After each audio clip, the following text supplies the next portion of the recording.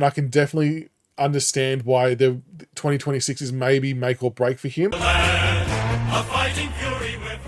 The 2026 season for Richmond is going to be massive on the field, with hoping to see some improved results and some better gameplay, but it's equally as big off the field, as we have 19 players who are coming out of contracts at the end of 2026 that will be vying for signatures for 2027 and beyond. And I suppose it stands to reason that not all of those players are going to get extensions. Some are going to get some nice extensions, and some may have to find different homes. And that's just I suppose, the nature of the list management side of football. But I thought it would be good today to go through that list of 19, and we're going to try and put them into two columns. We're going to try and sort them into players who we think are safe and players who we are a little bit uncertain on.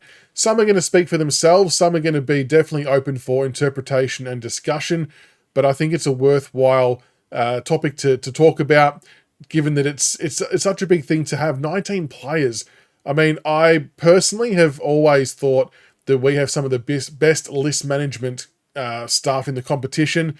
This hasn't happened by mistake. There's definitely going to be a method and a reason as to why it's happened, and they'll obviously methodically work through ticking off the ones they need to tick off. So I'm backing in the club to do so accordingly. But before we jump into the list, make sure you hit the like and subscribe button if you're enjoying the Richmond content. We are on the charge to 4,500 subs, so we appreciate any love and support. But with that said, let's bring up the list and see what we're dealing with here. So as you can see, a full list of 19, all out of contract at the end of 2026. We'll start from the top. Nick Vlaston. Now, Vlaston, obviously one of our best defenders, has the injury at the moment, and that's a bit of an interesting point because we don't really know a whole lot about the recovery of this injury. I've sort of assumed that he's going to be right to go from early parts in the season. I think I might have even had him in calculation for round one, but I might be way off the mark. But we just haven't heard what's happening in that space and how he's tracking. So, look, assuming that goes well and that he recovers as he should, we all know he's a pivotal part to our backline. And personally, I think he needs to play for another 3 years. That's kind of my wish list. I don't think it's beyond the realms of possibility either. And the reason why is I think it's important to have him impart his knowledge to players like Tom Brown, Sam Banks, Luke Trainer, Gibcus, Trezise, whoever else is down there, just to get them into the right, I suppose, the right level of experience and football IQ out on the ground. So when he leaves, that they can kind of just carry the baton and go on with it. And I think he's going to do that. So for me, I think Nick Vlaston falls into the safe category, injury permitting. That's probably the only caveat there. But I don't see it being an issue, but we just don't know until we hear from the medicos from the club. So Nick Vlaston, for all intents and purposes, is safe. Toby Nankervis, the big man, the ruckman, the captain, the heartbeat of the club in a lot of ways. Again, you would have to think that he is going to be in the safe category. We are in no position to be tinkering with ruck prospects and ideas. I do think that we will bring in another ruck sort of to help him out or to hand over the baton in a year or two. You'd like to think that Toby's got a couple of years left. I do acknowledge he does get battered and bruised week in, week out. And I do think that this year in particular and next year, if he goes on next year, of course, that we do need to look after him. We do need to make sure we nurse him through this season. Otherwise, we do risk burning him out like we did to Ivan Maric, which I don't think is a wise thing to do. So Toby Nankervis for me is in the safe category. I think it's almost a non-negotiable that we need him for another year or two. So I wouldn't be surprised if that was a multi-year deal. Obviously, the Tasmania piece is interesting, but I sort of feel like that Nank will be just a fraction too old for when Tassie come in. Maybe not. I don't know, but I think we might be safe on that front. Ryan Mansell, next up, another Tasmanian, speaking of that part of the world.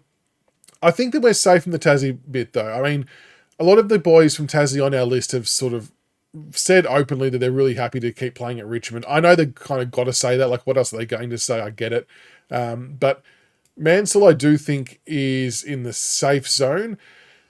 I do think we could see a change of position for him. I do think he could be redeployed as a small defender because we don't have a small lockdown sort of bull terrier defender to take on the small forwards. But he can do work in the forward line as well. And it already sounds like he's helping set the standards for training again this pre-season.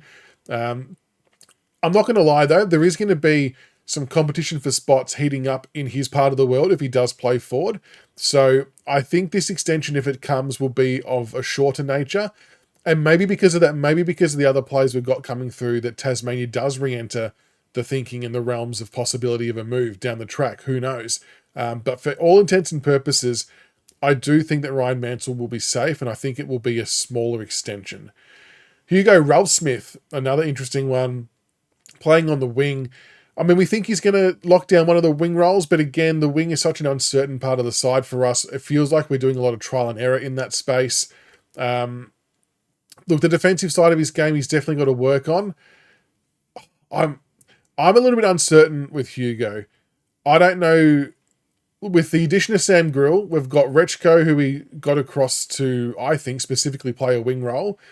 I'm just not sure where the club see him fitting long term. I won't be shocked if there are some people who come making offers for him. Maybe it comes down to an opportunity thing if he thinks he can get opportunities elsewhere, because I don't know if he will be locked into the 22 week in, week out. Offensively, I love what he does. I love his dash. I love his dare. I love the speed he has, and I think it's something we do need. Defensively is probably where I've got the most question marks. If he's improved that side of the game, he'll be safe, I think. But without knowing or seeing that yet, I'm putting Hugo into the uncertain category, because I just think with the plays we've recruited and drafted, that we are deliberately filling or getting players primed for the wing role, which he is in the mix of as well. So there's a bit to play out there, I think. Jack Ross, again, sort of similar to Hugo. I don't know whether he's going to become a bit of a victim of circumstance and player types taking his role. I think personally he does his best work as an inside midfielder. I don't buy into him being on a wing. I don't particularly buy into him being on a half forward line. I do love what he does as an inside midfielder. I think the numbers reflect that as well when he's been in there. And I would love to see him play predominantly in there this year. The problem we've got, though, again, with the way we've drafted, is we've obviously still got Taranto, Hopper, and Prestia, who are going to be taking midfield minutes. We know that, albeit it might be reduced as the year gets on. Then you've got Sam Lawler, who's going to be in there. Taj Hotton's going to be in there. We think Josh Smiley's going to be in there. Kane McCall's going to need minutes in there. Seth Campbell, I think, is going to roll through there at times, and I would like to see Morris Jr. roll through there at times as well. So the question kind of then becomes, well, what else can Jack Ross do? What else can he offer? And he can maybe rest and do bits and pieces at half forward. I worry about his impact there. So for that reason, I'm kind of in the uncertain category. Again, it could be just an opportunity thing as to why it may not work out exactly how he wants. But I like how he plays and I like what he does for us. I just worry that as time goes on, maybe he gets pushed down the pecking order. If there's a contract offered, maybe it's a 1 year or a 2 year deal, because some of those kids are still going to be developing and growing, and there still could be a spot there for him to take up and excel at until that happens. So it's kind of on the other kids to push him out, though, essentially. Nathan Broad, this is an easy one. He has said, and I don't have the right field for it, but he has already said that 2026 is his last season. So unless something changes dramatically on that front, we fully expect Nathan Broad to finish up at the end of the year. Look, I'd be open for him to changing his mind, don't get me wrong, but he's already flagged that publicly. So we'll see how that plays out. In the back line, Josh Gibcus, obviously coming back from a truckload of injuries, which is far from ideal, but the club have, I think, by letting Young go, and by extension Jacob Blight as well, and Kaczynski even by further extension, that to me signals they're showing a lot of faith and belief in Josh Gibcus. So for that reason, I believe he's firmly in the safe column. Not to mention he's super talented. Pre-season so far going really well for him, and he just needs to get that confidence and belief back in his body, and we'll hopefully see him back somewhere near his best. But I feel very safe in him getting an extension. Morris Rioli Jr. Now this one will probably divide a lot of people. I still think in my heart of hearts that he has a role to play in our midfield. Maybe not as a fully fledged starting 22 midfielder, but as a high rotation player through there. He's come back the fittest he's been at pre-season. We've seen what his numbers look like playing in the midfield at VFL. We've seen that it does seem to work well at AFL level when he's playing up around stoppage. And I think we need to get that speed and excitement element into the centre square. And that's where I want to see him go to for next year. Having said that, though, again, it's the competition for spots and it's the consistency piece as well. I can see why there would be an element of uncertainty around Morris Jr., and I can definitely understand why the 2026 is maybe make or break for him. You'd want to sort of see a consistently high-level performance. I think he's going to deliver it, so for that reason, I'm going safe. I'm backing him in, but I can understand the other argument. McKelty Lafau, again, like a lot of these guys are just circumstantially in an awkward spot. I mean, McKelty's had a shocking run with injuries as well. I struggle to see where he fits into the forward line when you've got Jonty Fall, you've got Harry Armstrong, Tom Sims, Liam Fawcett, Tom Lynch. It's a hard one to crack into. And I'm kind of a little bit disappointed we never got to see what Lynch and Lafau looked like side by side, because I think it might have been a nice little 1-2 combo. He's an ultra competitor, but we have seen him do some stuff up the ground as well, and he has done some ruck work in the VFL. Given that our ruck stocks are a little bit thin, a bit light on, obviously we've got Samson Ryan and Hayes Brown as well, but outside of that, I mean, Sims is going to take a little bit to come back from his injury. I'm thinking that McKelty might serve a purpose in the ruck role for us in the short term, because I just think the forward roles are going to be filled up. However, I'm just not certain about how that looks in the future, because these forwards are only going to get more experience and get better. The ruck department might be his saving grace, but it feels like we're going to address that via trade or some other mechanism. So I'm just not sure how he fits in. So I'm a little bit uncertain on McKelty. Jasper Elgar, to me, absolute no-brainer, safe. Not a hell of a lot of thinking had to go into that one. Obviously, new to the club. He's been super impressive this preseason from what I understand. His running capacity seems to improve. He's going toe-to-toe and often beating Hugo Ralphsmith in some running as well, which is no mean feat. And I think he's going to be a super player. You all know that I've loved Jasper from the start. I'm expecting a big 2026 from him. I believe he'll be cemented and locked into the 22 by midway through the year, and that'll carry on for the rest of the season. Steely Green. Steely Green's come back with big arms. To put it just bluntly, he is beefed up. His upper body got some strength and some size up there. The competition for spots is real with Steely Green. We've obviously got Zane Piker we just drafted. Noel Roberts-Thompson will play sort of half forward as well. You got Morris Jr., Seth Campbell, Taj Houghton, Jasper Elgar. So there's a few names sort of rolling through that small forward area. He did have a pretty good stint in the back half of the VFL after he got dropped. What I don't know is what's his ceiling, like how much more progression and growth is there for Steely Green to get to? Are some of the other players that we've already got going to naturally pass him and be able to add more strings to their bow? I guess what I don't know with Steely is, can he transform his game to be a link-up player between the arcs and do some midfield stoppage work as well? Because that's what I feel like the other guys can all do. So for that reason, I'm a little bit uncertain on Steely Green. James Trezise up next. I really like what James Trezise has to offer, but again, I'm just a little bit concerned about how he forces his way into the side. You know, he started on the half-back line, but then we've had the revelation of Sam Banks. You've got Tom Brown back there. You've got Luke Traynor back there. Jaden Short will play there at times. Sam Grill's going to play there for, I would say, the first part of his career as well. And then Trezise also played on the wing. So he's probably another one similar to Hugo that maybe he's looking to make the wing spot his own. I'm not sure how he'd go forward of centre. Maybe that's something he's got to try too. I think he does have AFL traits, and I have liked what I've seen of him, and I do think the club like having him as a lefty on the other side of the wing, but I just think there's a lot of congestion in the positions he plays. So for that reason, I'm a little bit uncertain, and a lot of it is going to be hedging on how he goes in 2026. So it's a bit of a make or break year for him, I think. Juddy Clark. Oh, Juddy Clark. You feel for the kid. I mean, the knee reconstruction, the third one, it could not have come at a worse time. We've said before that there's a solid argument that he could have been playing on the MCG or in the seniors that day, wherever we were playing. I might be in the minority. I'm backing him in. I think he's going to get back this year and play at least VFL football. Assuming that goes well and there's no hiccups, I still think that Juddy Clark has a lot to offer the Richmond Football Club as it could be a winger, a half forward. He's got great pace, good goal sense, good skills. He's young, so I think he can still make it.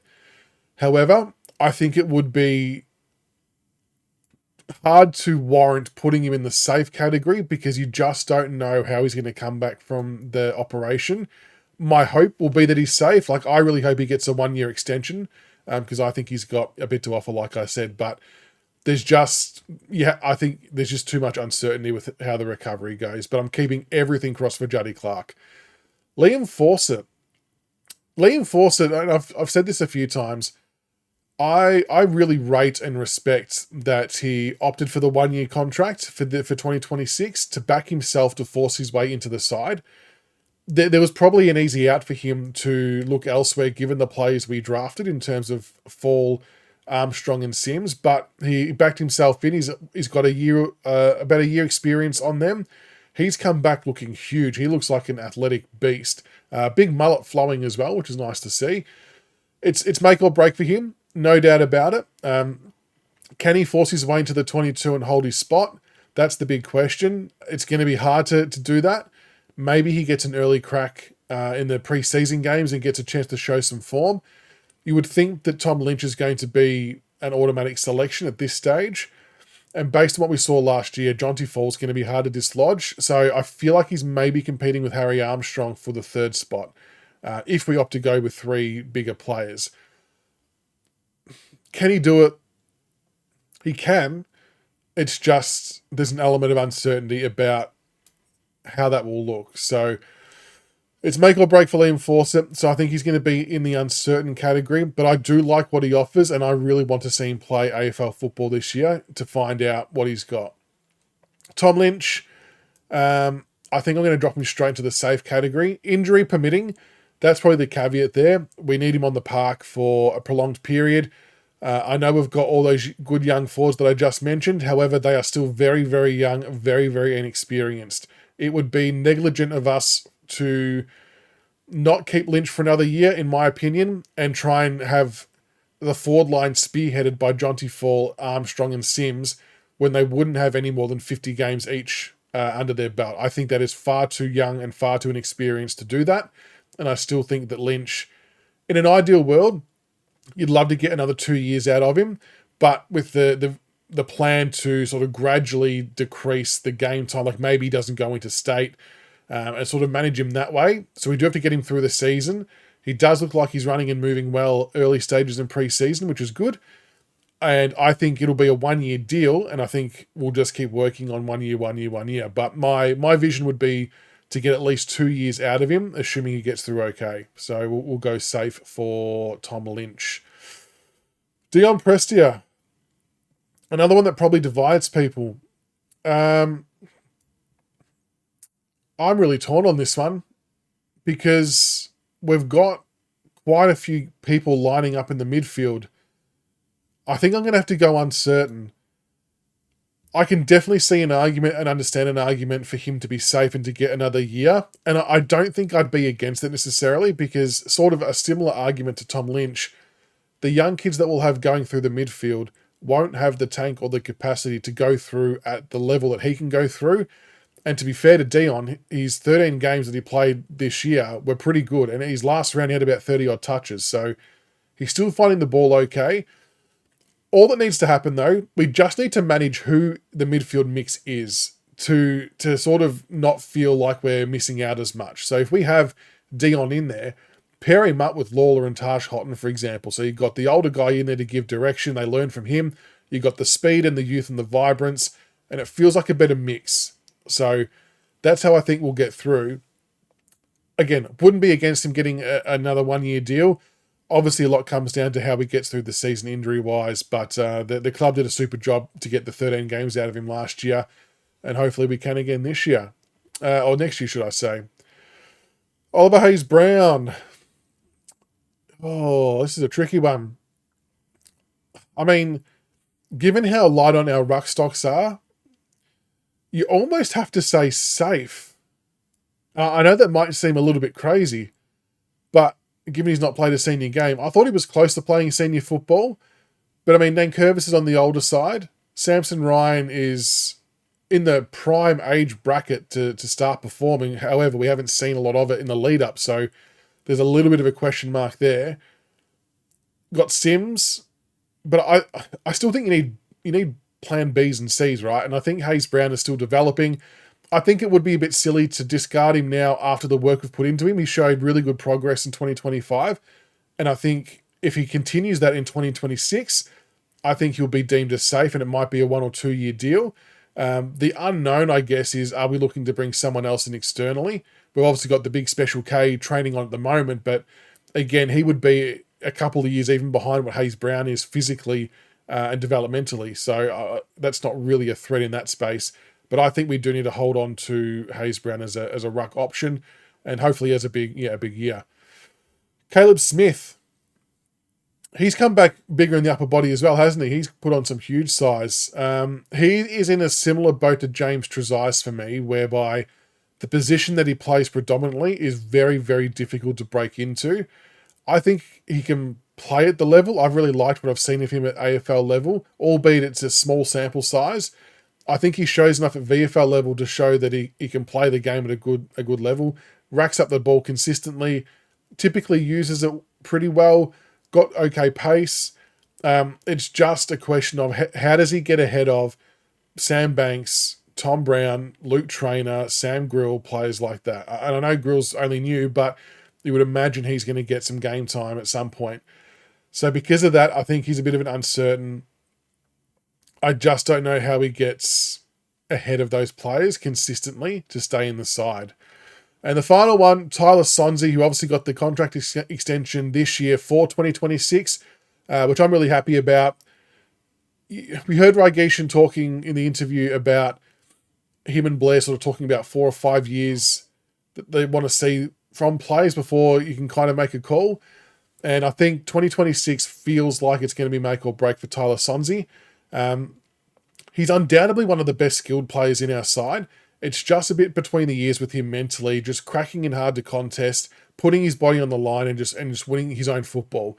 If he adds that element to his game, I think there's a spot for him in the 22. I don't know who we take out for that. That's a question for another time.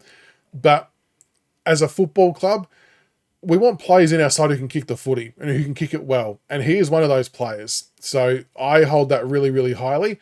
But he just needs to be able to do the other pieces as well. So I think because of that, he's probably in the uncertain because there's obviously a bit to play out.